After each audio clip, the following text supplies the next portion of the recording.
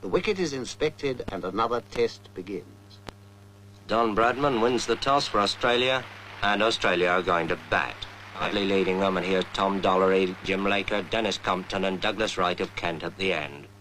And then, out of the pavilion gate, come Australia's opening pair, Barnes and Morris.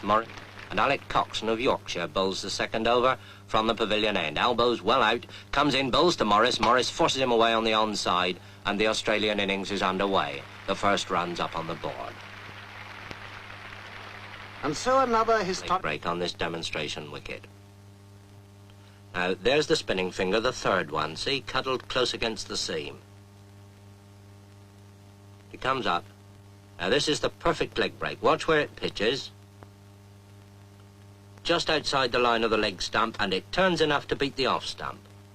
And now, the orthodox, the natural break. Spun off comes down to him.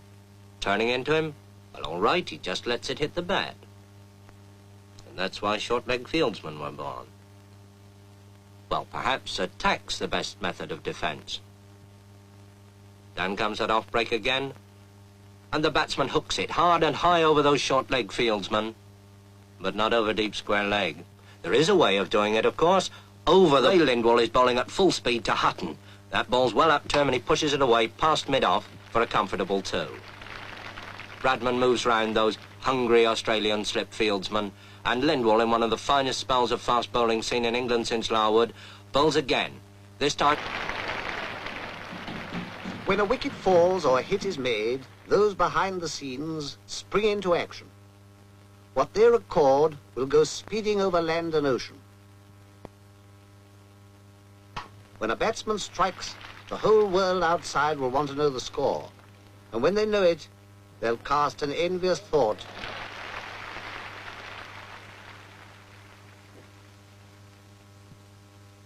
Meanwhile, the Don bats on. Don Bradman, on his last test tour and playing his last test innings at Lord's. Don Bradman, the pride of Australia and the despair of England. But whichever side one favours, who can but acclaim a master?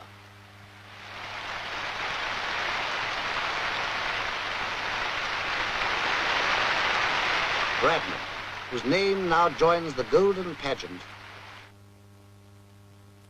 will rain stop play. Anxious eyes survey the wicket. Willing hands turn too. But fate is kind and the battle is renewed. All through a cloudy afternoon they struggle on. The English batsman extra careful, heavily conscious of each wicket as it falls. England want 596 to win, and Hutton's out for 13, and England 42 for 1 wicket. And now Toshak bowls to Edrich. Ian Johnson catches him at first slip. Edrich is out. England 52 for 2 wickets, and in trouble. Everything depends on the man who now comes out of the pavilion. Dennis Compton. And with Hutton gone, England's last real hope. So they fight on, a battle of muscle, sinew, and eye. For this is cricket at its finest, calling forth a quality deep in men, the calmness of a Compton on a sticky wicket when the world is watching. England, 106 for 3, want an impossible 490 to win. Impossible? Well, Compton's still there. And here's Big Bill Johnson with that bucking, bridling run coming in to bowl to him. And Compton's out. England's last hope of the impossible. And now, Toshak bowls to Coxon. Toshak thinks he's out. Umpire thinks he's out. Coxon thinks it's a shame. Now it's all over, bar shouting. The day wears on. Another game is lost and won. Well, perhaps not quite. Defeat has come to England, and to Australia, victory. Australia takes the Ashes.